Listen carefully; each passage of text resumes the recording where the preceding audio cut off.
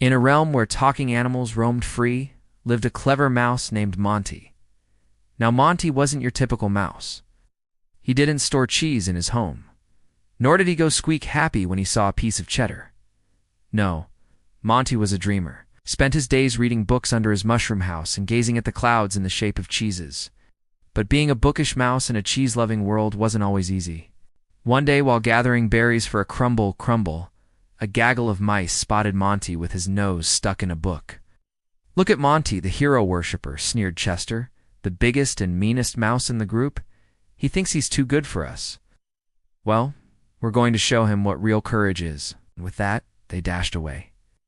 Now you see, these mice weren't just any mice. They were cheese guards, brave protectors of Cheeseland who kept the cheese stores safe from predators like foxes, badgers, and Monty. That's right. In Cheeseland, all creatures, great and small, had a particular taste for Monty. Oh, how he wished he could just disappear. Suddenly, Monty had an idea. With a twinkle in his eye, he grabbed some berries and started painting spots on his fur. Then he put on his favorite red cap and adjusted his green velvet waistcoat. "There," he said with a smile. "I don't look quite so mousy now, do I?"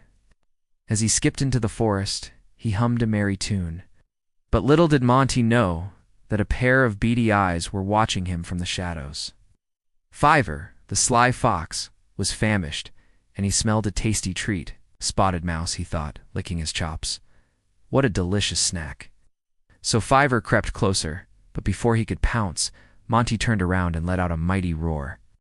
Startled by the fierce critter, Fiver tripped over a tree root and landed flat on his furry backside. "K!" exclaimed Fiver, scrambling to his feet. "You scared the whiskers off me, you big spotted beast. Who are you?" "Why, I am a Gruffalo," boomed Monty, keeping up his disguise. "The most terrifying creature in this wood. If I catch you spying on me again, I'll gobble you up." Fiver didn't believe him, but he didn't want to stick around and find out, so he slunk away as quietly as he could. Relieved, Monty took off his waistcoat and replaced it with a blue jacket. He then put on a brown hat and pushed his spectacles up his nose. To his surprise, he didn't look quite so mousy anymore. "Looks like my disguise worked," he said with a grin. Though I must admit, pretending to be a fearsome beast is rather exhausting. As he strolled through the forest, he heard a voice. "Who's there?" Startled, Monty hid behind a tree. Out popped a badger with a pink bow tie. "Oh, hello," said Monty nervously. "I didn't see you there, and who might you be?" asked the badger, eyeing Monty suspiciously. "I am a Gruffalo," replied Monty quickly. The badger gulped. "A Gruffalo," he repeated, his voice shaking. "I thought I heard a noise, and I just wanted to check." "Well, don't worry," said Monty, puffing out his chest. "The only thing you'll hear from me is a ferocious roar." And he let out a mighty growl. The badger nearly jumped out of his skin, tripping over his own paws as he scrambled away. This disguise was working better than he'd hoped. "A good disguise can take you far," he said with a chuckle.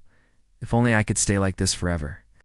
But as the sun began to set, casting long shadows on the forest floor, Monty's spirits sank.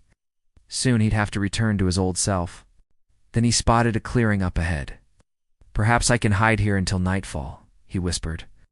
In the distance, he saw a picnic basket and a checkered blanket spread out beneath a large oak tree. "Whoever's having a picnic here must have some lovely things to eat," he thought with a rumbling tummy. But as he approached the clearing, he heard voices. Beware the Gruffalo sang to owls perched on a branch. The Gruffalo, the Gruffalo. Strong and he's scary, and he lives in a hole. Beware his sharp claws and his teeth, oh so bright. The Gruffalo, the Gruffalo. He'll gobble you up in the pale moonlight. Monty trembled. Was the Gruffalo just a scary story? Had he been tricked into a trap? But before he could run away, 2 pairs of headlights appeared in the darkness. A car rumbled into the clearing and out stepped a girl about Monty's age. "Sorry I'm late," she said with a smile. "I got caught up playing a game." Then she noticed Monty. "Who are you?" she asked, tilting her head. "I'm the Gruffalo," replied Monty. The girl gasped. "The Gruffalo," she whispered. Suddenly the owls swooped down from their branch and landed on the girl's shoulders. "We told you not to come alone," hooted one owl. "This is the Gruffalo," hooted the other. "And he lives in a hole." "Don't believe them," said Monty quickly. "They're just trying to scare you." The girl smiled. I never believed in the Gruffalo anyway, she said with a giggle. You're just a little mouse, aren't you? As she reached out to pet him, Monty froze. Would she be disappointed to learn the truth? Would she think of a tiny mouse instead of a fierce Gruffalo? But then something incredible happened. Instead of recoiling in fear, the girl's eyes lit up. You're even cuter than I imagined, she squealed. Can I keep you? And with that, she scooped him up and hugged him tight. Startled, Monty struggled to free himself. Wait, he squeaked. I don't want to be anyone's pet. I want to be a hero. The girl looked at him with confusion. But why would you want to be a hero, she asked. Being a hero means facing your fears, doesn't it? Replied Monty. I'm scared of cats, but I want to be brave like those cheese guards. The girl thought for a moment. Being brave isn't always about roaring and growling, she said softly. Sometimes it's about facing what scares you, even if you're just a tiny mouse. As she set him down, a realization dawned on Monty's face. He didn't need to be a fearsome Gruffalo to be brave. He could be brave as Monty the mouse. With newfound determination, Monty dashed back into the forest, eager to prove himself. As he ran, he came across the same badger from before. But instead of running away this time, Monty stopped and faced him.